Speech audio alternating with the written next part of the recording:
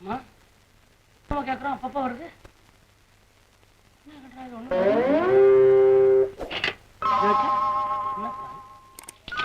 ஓஹோ, கை கழுவு சொல்றான்.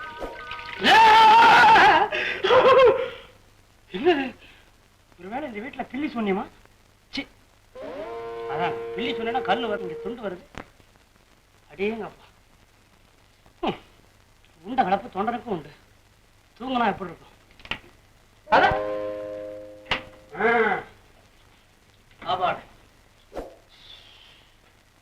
கடவுளே, கோழிக்கே இந்த கதின்னா ஆடு கொண்டிருந்தா எப்படி இருந்திருக்கும்?